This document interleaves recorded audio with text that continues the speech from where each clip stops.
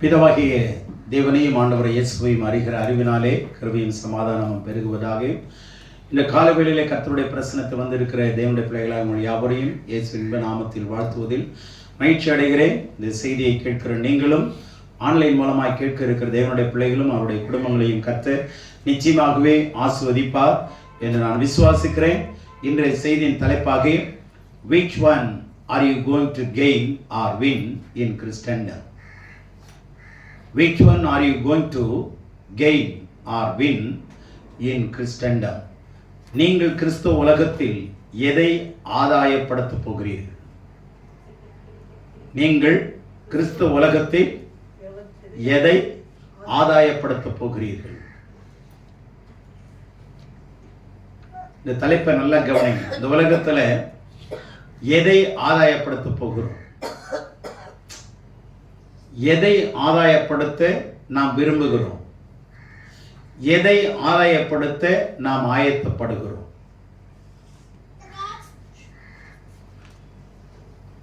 இதற்கு ஆதாரமாக 3 விதமான ஆதாயத்தை நான் உங்களோடு கூட வேத வசனத்திலிருந்து எடுத்துக்கூற விரும்புகிறேன்.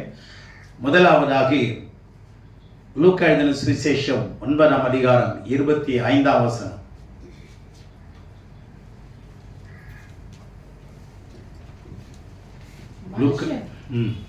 உலகம் முழுவதையும் ஆதாயப்படுத்திக் கொண்டாலும் தன்னை தான் கெடுத்து நஷ்டப்படுத்தினால் அவனுக்கு லாபம் என்ன?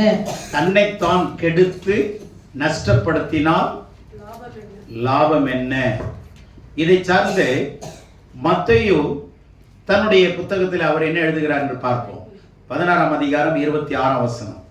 அங்கே என்ன சொல்லுகிறது பாருங்க. தன்னைத்தான் கெடுத்து நஷ்டப்படுத்தினால்னு லூக்கா சொல்றாரு. மத்தேயு என்ன சொல்றாரு பாருங்க. மத்தேயு 16:26. மனுஷன் உலகம் முழுவதையும் ஆதாயப்படுத்திக் கொண்டாலும் தன் ஜீவனை நஷ்டப்படுத்தினால் அவனுக்கு லாபம் என்ன? மனுஷன் தன் ஜீவனுக்கு ஈடாக என்னத்தை கொடுப்பான்? கவனிங்க.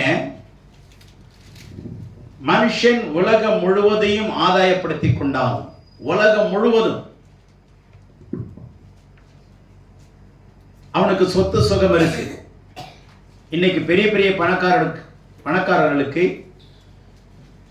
எல்லா தேசத்திலையும் வீடு இருக்கு. ஒரு சிலர் தீவையே சொந்தமா வாங்கி வச்சிருக்கிறாங்க, நமக்கு தெரியும். அவ்வளவு பெரிய பணக்காரர்லாம் இருக்கிறாங்க. பெரிய பெரிய ஸ்டார் ஹோட்டல்லாம் இந்தியாவில் வாசம் பண்ணுகிற அநேக குடிமக்களுக்கு அல்லது வசதி வாய்ப்பு வாய்ந்தவர்களுக்கு இருக்கு. சரி, இருக்கட்டும். ஆனா இந்த உலகம் முழுவதையும் ஆதாயப்படுத்திக் கொண்டாலும் தன் ஜீவனை நஷ்டப்படுத்தினால் அங்க தன்னைத்தான் கெடுத்து கொண்டான்னு இருக்கு. இங்க என்ன சொல்லுது? தன் ஜீவனை நஷ்டப்படுத்தினால் அவனுக்கு லாபம் என்ன? மனுஷன் தன் ஜீவனுக்கு ஈடாக எண்ணத்தை கொடுப்பான். அங்க லூக்காவில் தன்னைத்தான் கெடுத்து கொண்டால்னு இருக்கு. இங்க என்ன சொல்றாரு? தன் ஜீவனை நஷ்டப்படுத்தினான். இதை ரெண்டையும் நீங்க குழப்பிக்க வேண்டாம். அதுல சரியான ஒரு வார்த்தை என்ன அப்படின்னா, if he loses his own soul, தன்னுடைய ஆத்மாவை நஷ்டப்படுத்தினால், தவறவிட்டால், அப்படிதான் அர்த்தம். ஜீவனா இருக்கட்டும், தன்னைத்தான் கெடுத்து கொண்டதா இருக்கட்டும், அதை விட்டுருங்க. வசனம் என்ன சொல்லுது? உலகம் முழுவதையும் ஆதாயப்படுத்திக் கொண்டாலும் உன்னுடைய ஆத்மாவை நீ இழந்து போவாயானால், if you lose your own soul, what shall a man give in exchange for his soul? அவனுடைய ஆத்மாவுக்காக எதை ஈடாய் கொடுப்பான்?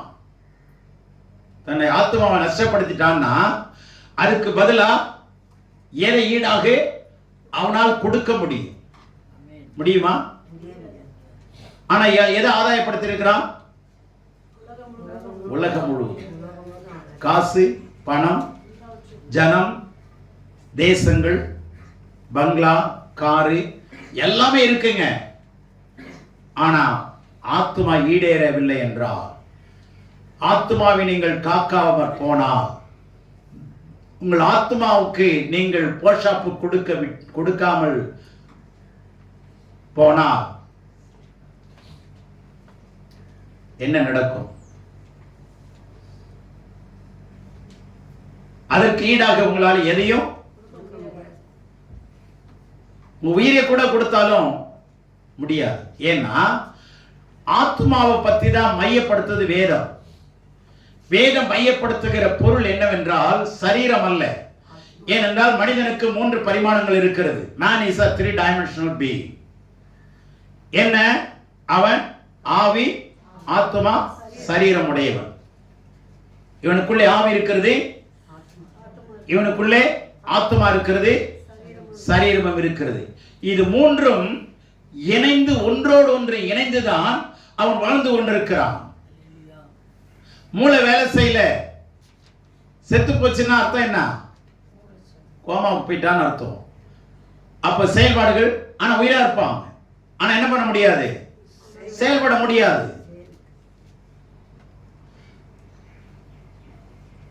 இந்த 3ம் இணைந்துதான் வேலை செய்து கொண்டிருக்கிறது. இது ஒன்றோடு ஒன்று இணைக்கப்பட்டிருக்கிறது தேவனால. அப்ப நீங்க எதை புரிந்து கொள்ள வேண்டும் என்றால், வேத வசனம் எதை மையமாக வைக்க சொல்லுகிறது? சரீரத்தையா, ஆத்மாவையா? ஏன்னா ஆத்மாவும் ஆவியும் ரெண்டும் இணைந்திருக்கும். எப்பொழுதுமே ஆவியும் ஆத்மாவும் இணைந்தே இருக்கும். That is inseparable element. அதை பிரிக்க முடியாது. That is indivisible. ஆவியும் ஆத்மாவையும் பிரிக்க முடியாது. ஏன்னா ஆண்டவர் மனிதனை உருவாக்கி நாசியில ஊதும் போதே அது என்ன உள்ள வந்தது? ஜீவ ஆத்மா. ஜீவனும் ஆத்மாவும், ஆவியும் ஆத்மாவும் உள்ளே இணைந்து வந்தது. ஆகவே இணைந்து வந்த ஒன்றை மனிதன் பிரிக்காதிருக்க கடவுள். தேவன் நினைத்ததை மனிதன் பிரிக்காதிருக்க கடவுள். ஆவி ஆத்மாவை ரெண்டும் இணைந்து வேலை செய்யும். Right, okay. ஆவியை சொன்னாலும் ஆத்மா சொன்னாலும் ரெண்டும் ஒண்ணுதான் ஞாபகம் வச்சுங்க. இப்ப சரீரம் கெட்டு போச்சு பாவத்தினாலே, அறியாமையினாலே, கீழ்ப்படியாமையினாலே, மீறுதலினாலே, என்னுடைய குற்றத்தினாலே, என்னுடைய மனம் திரும்பாமல் போன பாவத்தினாலே என்னுடைய சரீரம் கெட்டு போச்சு, வியாதி பிடிச்சிருச்சு, பிசாசினால் தாக்கப்பட்டுருச்சு. என்ன செய்யறது? ஆனா உலகம் முழுவதும் எனக்கு என்ன இருக்கு? பேர் இருக்கு. என்னுடைய பேர் பிரஸ்தாபம், அல்லது அவனுடைய படிப்பு, அந்தஸ்து எல்லாமே இருக்கு. ஆனா ஆத்மா நஷ்டம் அடைந்து போனால் அப்படின்னா என்ன? வேதம் எதை மையப்படுத்துகிறது? ஆத்மாவை. ஒவ்வொரு பிறந்த நாளும் எதை நம்ம பாட்டு பாடுறோம்? பெரிய மாணவனே பாடுறோமா? உன் ஆத்மா வாழ்வது போல். எது வாழ்வது போல்? உன் சரீரம் குண்டாயிருப்பது போல், உன் சரீரம் செழிப்பாய் இருப்பது போல், நீ நடக்க முடியாமல் தடுவது போல். அப்படியா இருக்கு? சரீரத்தை நீங்க பாதுகாக்க முயற்சிக்காதீங்க, உங்கள் ஆத்மாவை பாதுகாக்க முயற்சிங்க. சரீரம் தன்னாலே சுகமா. ஏனென்றால் எண்ணங்கள், செயல்கள், சிந்தனைகள், நோக்கங்கள் எல்லாமே எதிலிருந்து பிறக்குதுன்னா ஆத்மாவில் இருந்துதான். சிந்தனை சரியா இருந்தால் உன் செயல் சரியா இருக்கும், செயல் சரியா இருந்தால் வார்த்தை சரியா இருக்கும், உன் வார்த்தை சரியா இருந்தால் உன் வாழ்க்கை சரியா இருக்கும், உன் வாழ்க்கை சரியா இருந்தால் வெற்றி உனக்கு உண்டா. ரிவர்ஸ் ஆர்டர்ல நீங்க கீழே இருந்து மேல போங்க. தேவனுடைய பிள்ளையே, ஆத்மாவே வேதாகம் மையமாய் வைக்கிறது. ஏன் தெரியுமா? ஏன் ஆத்மா மையமா வைக்குது? ஏன் சரீரத்தை மையம் வைக்க கூடாது? சரீரம் மண்ணுக்கு போகும், சரீரம் மண்ணுக்கு போகும், விண்ணுக்கு போகாது. நீ மண்ணிலிருந்து வந்தால் மண்ணுக்கே திரும்புவாய். சரி, கிறிஸ்தவத்தில் தாங்க பைபிள்ல மண்ணிலே வந்தாய் மண்ணுக்கு போவாய் இருக்கு. நானுக்கு போக மாட்டாங்கன்னு மற்ற மதத்தார் சொல்லுங்க. நாங்கெல்லாம் தலையில இருந்து பிறந்தவன், நான் தோல்ல இருந்து பிறந்தவன். நான் வயிற்றுல இருந்து பிறந்தவன், காலில் இருந்து பிறந்தவன், நான் எவனும் அவனை மண்ணுக்கு போக மாட்டேன் சொல்லுங்க பாருங்க. எங்க வேதத்துல எல்லாம் இல்லைங்க. நாங்கெல்லாம் தலையில பிறந்தோம், அதனால தலைக்கே போவோம் அப்படின்னு யாராவது சொல்ல முடியுமா? சொல்ல முடியுமா? இந்த வேதத்தை மறுத்தாலும் சரி வெறுத்தாலும் சரி மண்ணுக்கு தான் போய் ஆகும். நீ ஏற்றுக்கொண்டாலும் சரி ஏற்றுக்கொள்ளாமல் போனாலும் சரி இந்த வேதம் சொன்னதா நிறைவேறும். நீ சொல்றது நிறைவேறாது. உலகம் முழுவதும் ஆதாயப்படுத்திக் கொள்ளலாம், உன் பேரு உலகம் முழுவதும் இருக்கலாம். கொடுமையான ஒரு வார்த்தை இருக்கு, என்ன தெரியுமா? தேவன் பெருமையுள்ளவர்களுக்கு தேவன் எதிர்த்து நின்றா என்ன கதியாகும்? பெருமையுள்ளவர்களுக்கு தேவன் எதிர்த்து நிற்கிறார், தாழ்மையுள்ளவர்களுக்கோ கிருபை இருக்கிறார். நம்ம பெருமைப்படுத்த கூடாதுங்க. நம்ம பெருமைக்கு ஒன்றுமே இல்லைங்க. நம்ம பெருமைப்படுறதுக்கு ஒன்றும் கிடையாது. பரிசுத்த பவுல் சொல்றதை நம்ம பின்னாடி பார்ப்போம். உலகம் முழுவதும் நீங்க ஆதாயப்படுத்தி வச்சிருந்தாலும் ஏன் ஆத்மா பத்தி வேதம் சொல்லுதுன்னா, சொல்லுங்க பார்க்கலாம். ஏன் வேதத்துல பரிசுத்த வேதாகமத்துல சத்திய வேதாகமத்துல ஏன் ஆத்மாவை மையப்படுத்துகிறது?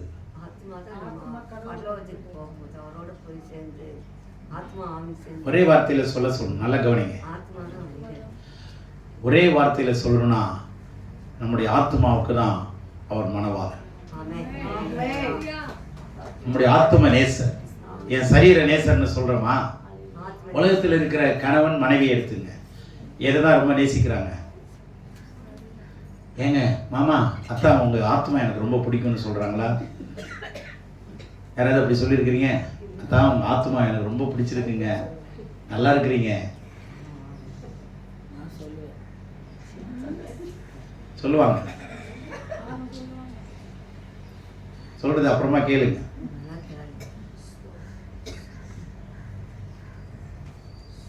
என்ன சொல்றது தெரியுமா? எங்க வீட்டுக்காரர் நல்ல சிவப்பா இருப்பாருங்க, என்னை விட அழகுங்க. புரியுதா? எத்தனை பேர் சொல்றாங்க எனக்கு அவர் கருப்பா இருந்தாலும் பரவாயில்ல எனக்கு பிடிக்குங்க? சொல்றாங்களா இல்லையா? சொல்றாங்களா இல்லையா? ஆனா யாராவது அழக ஆத்மா அழகவ என்ன பண்ண, ஏதாவது என்ன சொல்றோம்? ஆத்மா அழக அலங்காரமா சொல்லி இருக்கிறோமா? அப்படி யாராவது சொல்லி இருக்கிறீங்களா? மாப்பிள்ளை பார்க்கும் போதே என்ன சொல்றாங்க? சாப்பா இருக்கணும், முதல்ல சாப்பா இருக்கணும், அதுக்கப்புறம் முடி சுள் சுள்ளா இருக்கணும். சரிங்க, வண்டி என்ன வேணுங்க? FZ வண்டி வேணுங்க. கற்று வச்சுக்கிறதுங்க, கல்யாணத்துக்கு முன்னாடி என்னென்ன வண்டி வாங்கணும் இதெல்லாம் தெரிஞ்சு வச்சுக்கிறதுங்க. ஆனா நல்லா கவனிங்க, எல்லாவற்றை விட ஆத்மாவில் இருக்கிற மனசு தாங்க பெருசா. மனசு பெருசா இருக்கணும். எப்படி இருக்கணும்? மனசு பெருசா இருக்கணும். சரீர அழகை கெட்டு போயிடுங்க. காஞ்ச மட்டை பழுத்த மட்டை எதை பச்சை மட்டை என்ன பண்ணுதான்? காஞ்ச மட்டையை கிண்டல் பண்ணுது. ஆனா கொஞ்ச நாள்ல இந்த பச்சை மட்டை என்ன ஆகும்? அப்ப தெரியும், அடடே நமக்கும் தெரியாம இப்படி சொல்லிட்டோம். தயவு செய்து சரீரத்தை பத்தி கவலைப்படாதீங்க.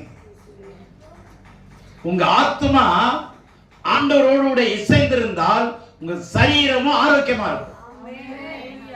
அதனால நான் சொல்லுது, பெரிய மாணவனே உன் ஆத்மா வாழ்வது போல் நீ எல்லாவற்றிலும் வாழ்ந்து சுகமாயிரு மகனே. எப்படி? எல்லாவற்றிலும் வாழ்ந்து. ஆங்கிலத்துல you shall be prospered.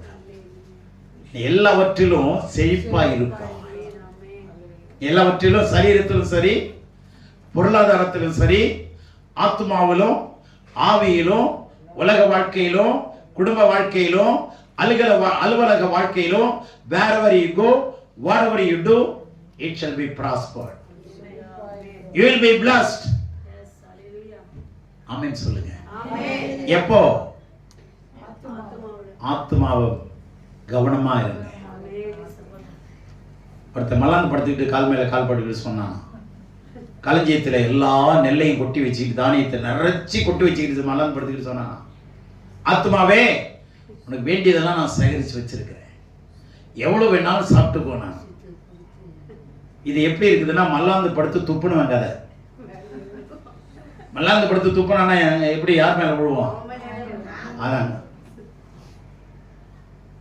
உடனே ஒரு சத்தம் வந்துச்சான், மதிகேடனே. ஏன் அப்படி மதிகேடனாரு? களஞ்சியத்துல சேர்த்து வச்சிருக்கு, நல்லது, ஓகே, சேர்த்து வச்ச ரைட். ஆனா நீ எதுக்கு சொல்லணும்? அவனுக்கு வயிறுக்கும் வித்தியாசம் தெரியல, வாய்க்கும் வித்தியாசம் தெரியல, ஆத்மாவுக்கும் வித்தியாசம் தெரியல. அதுக்குதான் மதிகேடனார். தேவனுடைய பிள்ளைகளே, வித்தியாசம் உடையவர்களாயிருங்க. உலகத்தில் இருக்கிற மக்கள் போல நினைக்காதீங்க. அவங்களுக்கு கார் இருக்கு, எனக்கு கார் இல்லை. அவங்களுக்கு வண்டி இருக்கு, எனக்கு வண்டி இல்லை. அவங்களுக்கு வீடு இருக்கு, எனக்கு வீடு இல்லை. உங்களுக்கு உள்ளவைகள் போதும் என்று இருங்க. அப்படிப்பட்ட தேவபக்தியே மிகுந்த ஆதாயம். சரி, உங்களுக்கு வேணும் அப்படின்னு சொன்னா உங்க ஆத்மாவை என்ன பண்ணுங்க? புஷ்டியாக்கு. எல்லாம் உங்களுக்கு கூட கிடைக்கும். உங்க தேவாதி தேவனை ஆத்ம நேசரை தேடுங்க. யாரை தேடணும்? அப்படி என்ன? அவருடைய நீதியை தேடுங்க, அவருடைய நியாயத்தை தேடுங்க. எப்போ? முதலாவது, if you seek the kingdom of God and his righteousness first, முதலாவது தேடுங்க. முதலாவதுக்கு அவரை முன்ன வைங்க, அவருடைய வேலையை முன்ன வைங்க, அவருடைய ஊழியத்தை முன்ன வைங்க, ஜனங்களுக்கு உதவி செய்யறதை முன்ன வைங்க. வசனம் சொல்லுகிறது, அவனவன் தனக்கானவைகள் அல்ல. இப்ப புரியுதா? ஆமென். ஈஸியா சொல்லிடுறோம். எல்லாம் தனக்கு தனக்கு தானே முதல்ல நம்ம செய்யறோம். பிறனுக்கானவைகளை தேடுறோமா? பிறனுக்கானவைகளை நோக்குவானாக, பிறனுக்கானவைகளை நோக்குவோமாக இல்லை இருக்கு.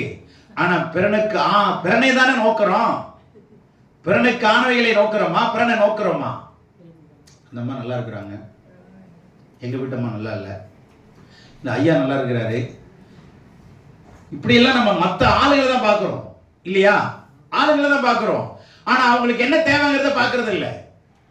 அவங்க என்ன கண்டிஷன்ல இருக்கிறாங்க விசாரிக்கிறது இல்லை. உலகத்தை ஆதாயப்படுத்தாதீங்க, நித்திய உலகத்தை ஆதாயப்படுத்துங்க. அவங்க புத்திசாலி. உலகத்தை ஆதாயப்படுத்துகிற மூடன், நித்திய உலகத்தை ஆதாயப்படுத்துகிறவன் புத்திசாலி. அதனால உங்க ஆத்மா என்ன பண்ணாதீங்க? நஷ்டப்படுத்திடாதீங்க. ஆத்மாவை இழந்துடாதீங்க. இந்த ஆத்மா என்னன்னா, ஆண்டவருக்கு இந்த ஆத்மாவுக்கு என்ன இருக்கு? ஒரு பந்தம் இருக்கிறது, சொந்தம் இருக்கிறது. அல்லேலூயா, அல்லேலூயா. ஆத்மாவுக்கு ஆண்டவருக்கு என்ன இருக்கு? சொந்தம் இருக்கு, பந்தம் இருக்கு. சொந்தத்தை விட்டீங்கன்னா பந்தம் கொளுத்திக்கும், ஒன்னும் இல்லாம போயிடும். தயவுசெய்து இந்த சொந்தத்தையும் பந்தத்தையும் என்ன பண்ணுங்க? காத்துக்கொள்ளுங்க. இரண்டாவது சொல்றேன், 1 கொரிந்தியர் 9:19. 1 கொரிந்தியர் 9:19. நான் ஒருவருக்கும் அடிமைப்படாதவனாய் இருந்தும் நான் அதிக ஜனங்களை ஆதாயப்படுத்திக் கொள்ளும்படிக்கு என்னை தானே எல்லாருக்கும் அடிமையாக்கினேன். இந்த வசனத்துல எனக்கு ரொம்ப ரொம்ப பிடிச்ச வசனம். இதெல்லாம் அடிக்கடி இந்த வசனத்தை வாசிப்பேன். நான் ஒருவருக்கு அடிமைப்படாதபடிக்கு, யாருடைய அன்புக்கு நான் அடிமைப்பட மாட்டேன், ஆனா அன்பா இருப்பேன். எல்லாம் புரிஞ்சுங்க. இவங்களுடைய அன்புக்கு நான் அடிமை ஆயிடுவேன். எல்லாரும் சொல்லுவாங்க அன்புக்கு நான் அடிமைன்னு. புரியுதா? அன்புக்கு அடிமைன்னு சொல்றது உண்மைதான். ஆனா ஒரு ஆளுக்கு அடிமை ஆயிடக்கூடாது, எந்த ஆளுக்கும் அடிமை ஆயிடக்கூடாது. புரிஞ்சுச்சா? அடிமை ஆயிட்டீங்க அப்படின்னா உங்களை நீங்களாகவே மீட்டுக் கொள்ள முடியாது. முடிஞ்சு போச்சுன்னு அர்த்தம் கதை. பொருளுக்காகவோ, புகழுக்காகவோ, பணத்துக்காகவோ, பதவிக்காகவோ அடிமை ஆயிட்டோம். நம்ம ஆத்மா என்ன பண்ணிட்டோம்? இழந்துட்டோம். தெளிவா சொல்றாரு, நான் ஒருவருக்கும் அடிமைப்படாமல், ஒருவருக்கு நான் அடிமைப்படாமல், நான் அதிக ஜனங்களை ஆதாயப்படுத்தும்படிக்கு, அதிக ஜனங்களை ஆதாயப்படுத்திக் கொள்ளும்படிக்கு, அதிக ஜனங்களை. இப்போ ஜனங்களை ஆதாயப்படுத்துறாரா, உலகத்தை ஆதாயப்படுத்துறாரா? அவர் ஆதாயப்படுத்தினது தான் ரொம்ப சந்தோஷம். இன்னொருத்த ஆதாயப்படுத்தினதுல நம்ம சந்தோஷப்படக்கூடாது. புரியுதா உங்களுக்கு? அவர் சொல்றாரு, நான் ஒருவருக்கு அடிமையாகாமல் அதிக ஜனங்களை ஆதாயப்படுத்திக் கொள்ளும்படிக்கு என்னைத்தானே எல்லாருக்கும் அடிமையாக்கினேன். இந்த லெவல், இந்த அடிமைத்தன லெவல் இருக்குல்ல, அந்த தரம் யாரோட இணைஞ்சது? இந்த தரம், அடிமை தரம் இருக்குல்ல, இது யாரோட இணைஞ்சது?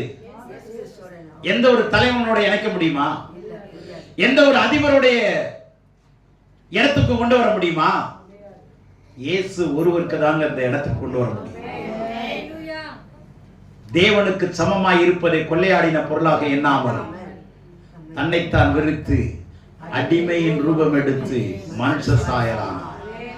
இந்த மாதிரி எந்த வேதத்துல இருக்கு? இப்ப அவர் சொல்றாரு, அவருடைய கிறிஸ்து எப்படி இறங்கி வந்தாரோ அந்த இடத்துக்கு தன்னை கொண்டு போறாருங்க.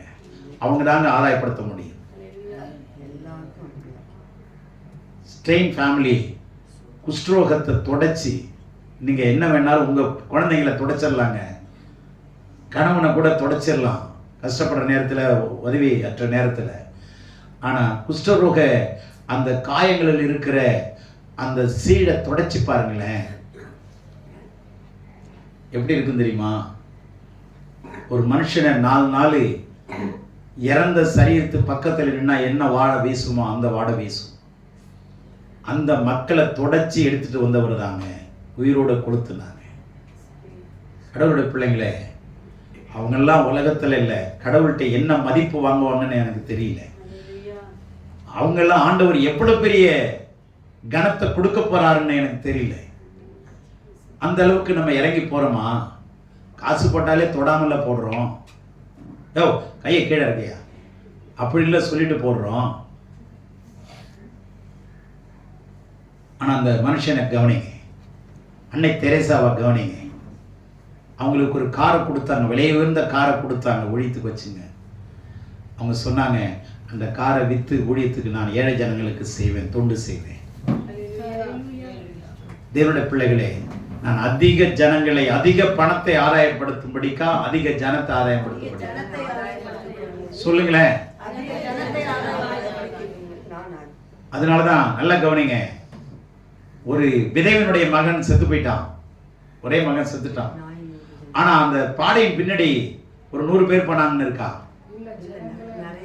ஊர் ஜனங்களே போனாங்க, அதை பார்த்துட்டார் ஆண்டவர். அப்ப அந்த அம்மா எவ்வளவு குணசாலியா இருந்திருக்கணும்னு தெரியுதா தெரியலையா? புரியுதா உங்களுக்கு? நல்லா கவனிங்க, உங்க மனம் சரி இருந்தாதான் குணம் சரியா இருக்கும். மனம் சரியில்லைன்னா எது இருக்காது? வேதத்தின்படி உங்க மனசு சரியில்லை, மனது சரியில்லை, ஸ்ட்ரெயிட் லைன்ல வரலன்னா உங்க குணம் கெட்டு போச்சுன்னு அர்த்தம். குணம் கெட்டு போச்சுன்னா உங்க லைஃப் காலின்னு அர்த்தம், ஆண்டவருக்கு பிரியமில்லைன்னு அர்த்தம். புரிஞ்சதா? மனசும் மனதும் குணமும் ரொம்ப முக்கியம், மனமும் குணமும் ரொம்ப முக்கியம். அப்பதான் மனம் வீசும். புரிஞ்சதா உங்களுக்கு? அப்பதான் அவங்கள்ட்ட தான் ஜனம் வருவாங்க. ஜனத்தை ஆதாயப்படுத்த பாருங்க. இந்த வார்த்தை என் இருதயத்தில் அடிக்கடி இருக்கும். நான் அதிக ஜனங்களை ஆதாயப்படுத்தும்படிக்கு நான் என்னைத்தானே, எல்லாரும் சொல்லுங்க, நான் அதிக ஜனங்களை சொல்லுங்க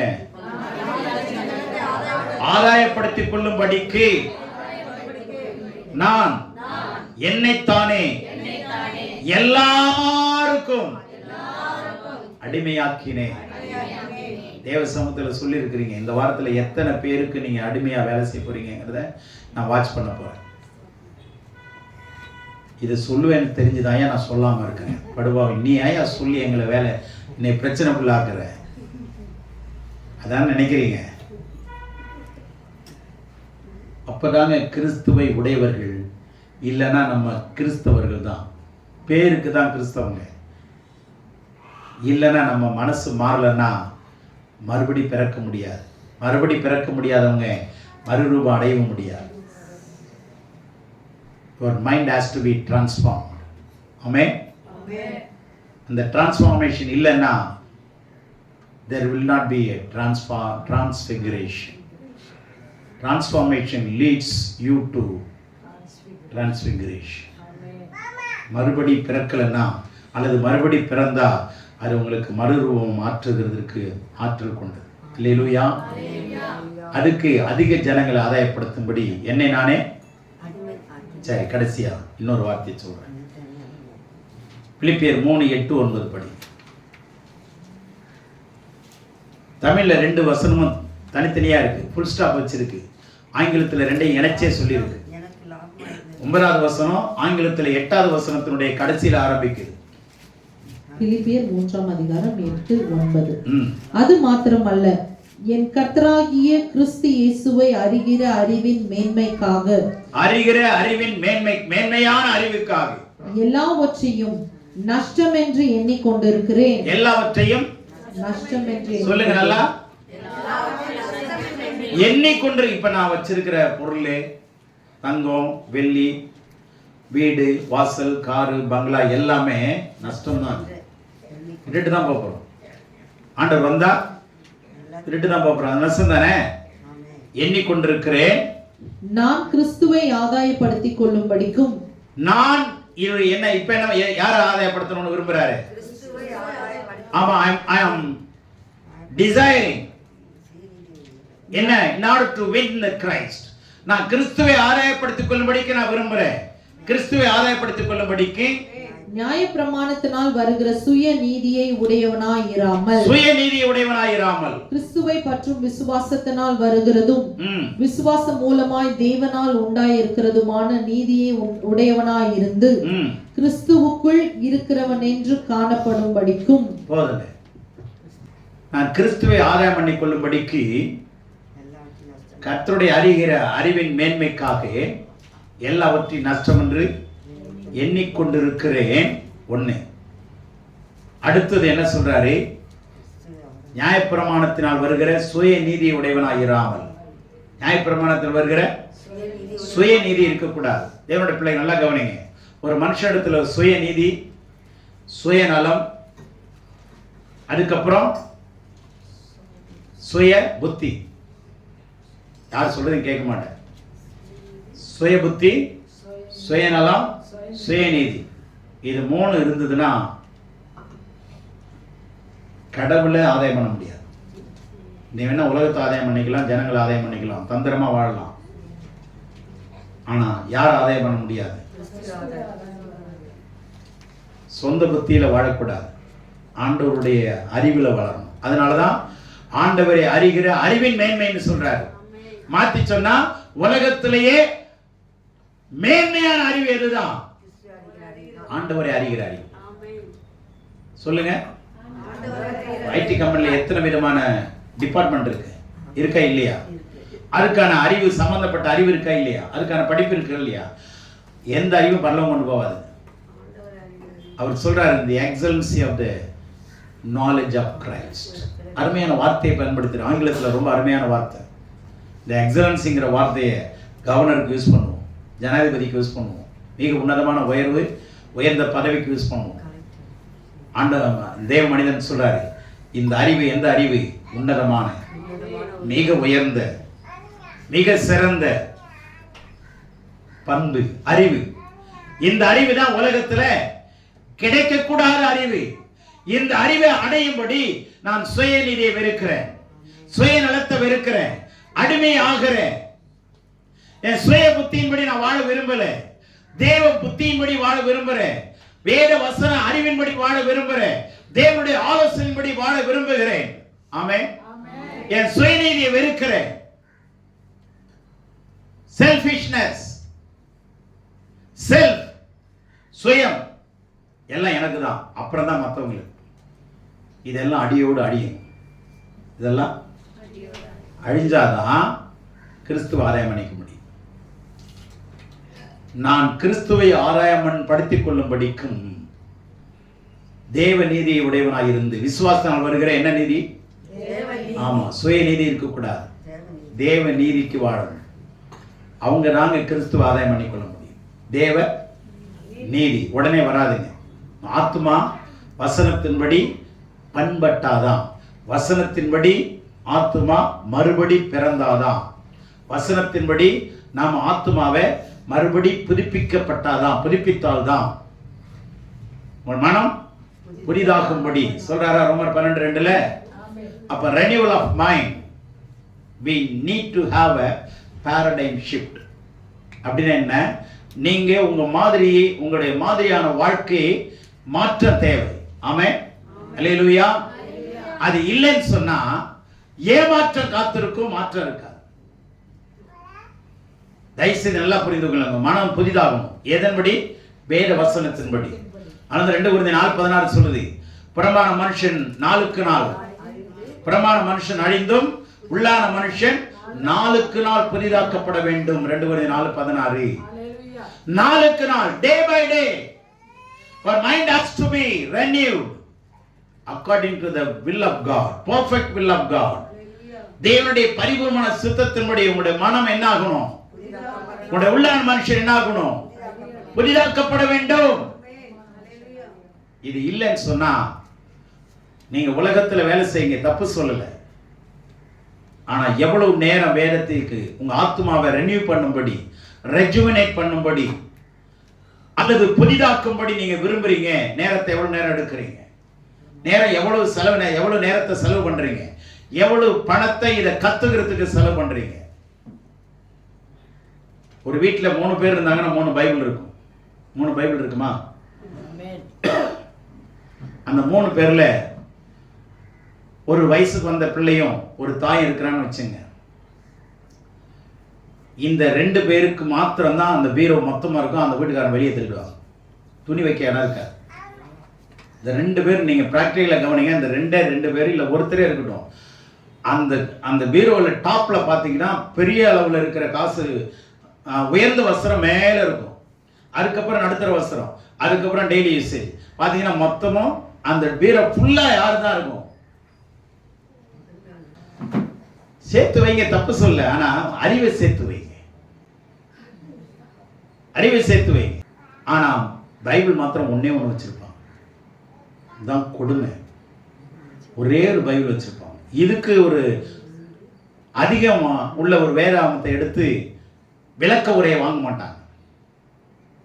ஏன்னா வேஸ்ட்டுங்க அதெல்லாம். இதுலேயே படிச்சுக்கலாம், ஆவியானவர் சொல்லி தருவார். இதுக்கான டூல்ஸ் எல்லாம் நான் வாங்க மாட்டேன். வேத சார்ந்த புத்தகம் எத்தனை புத்தகம் உங்க வீட்டில் இருக்கு? யோசிச்சு பாருங்க. எவ்வளவு செலவு பண்றீங்க? யோசிச்சு பாருங்க. பவுல் செலவு பண்ணவும் செலவு பண்ண படமும் விரும்புகிறேன். நீங்க நல்லா ட்ரெஸ் பண்ணுங்க, நான் தப்பு சொல்ல. ஆனா இதுக்கு எவ்வளவு கனம் கொடுத்து எவ்வளவு செலவு பண்ணி வாங்கி வச்சிருக்கிறீங்க? நித்தியத்துக்கான செலவு எவ்வளவு பண்ணிருக்கிறீங்க? பத்தியத்துக்கான செலவு எவ்வளவு பண்ணிருக்கிறீங்க? பத்தியம் இதை சாப்பிடக்கூடாது, அதுதான் சாப்பிடணும்னு சொல்றாரு. என்ன பண்றது? காசு இருக்க மாட்டேங்குது. இருந்தாலும் கொஞ்சம் வாங்கி வாங்கி சாப்பிட்டுட்டு தான் இருக்கிறோம். நித்தியத்துக்கான செலவு எவ்வளவு பண்றோம்? உங்க சரீர பத்தியத்துக்கு எவ்வளவு செலவு பண்றீங்க? ஆனா உங்களை கொண்டு போகிற சத்தியத்துக்கு எவ்வளவு செலவு பண்றீங்க? யோசிச்சு பாருங்க. சத்தியமா, பத்தியமா அல்லது நித்தியமா? இது 3 இல்லைன்னா பைத்தியமாயிடும். எதுல ஒண்ணு பைத்தியமா இருக்கிறோம்னு அர்த்தம். தயவுசெய்து நல்லா கவனிங்க. அதிக ஜனங்களை ஆதாயப்படுத்தும்படிக்கு ஒருத்தர் சொல்றார், உலகத்தை ஆதாயப்படுத்தும்படிக்கு. இன்னொருத்தர் சொல்றாரு, அதிக ஜனங்களை ஆதாயப்படுத்தும்படிக்கு நான் அடிமையான. இன்னொருத்தர் அதே ஆள் சொல்றாரு, இல்ல நான் ஜனங்களை ஆதாயப்படுத்தின தப்பு இல்லை, ஆனா என் கிறிஸ்துவை ஆதாயப்படுத்த. என்னுடைய பிள்ளைகளே, whom you are going to gain, யாரை நீங்கள் ஆதாயப்படுத்த போகிறீர்கள்? எதற்காக ஆதாயப்படுத்த போறீங்க? என்ன தீர்மானம் எடுக்க போறீங்க? யோசிச்சு பாருங்க. கர்த்தர் உங்களை ஆசீர்வதிப்பாராக. ஆமென்.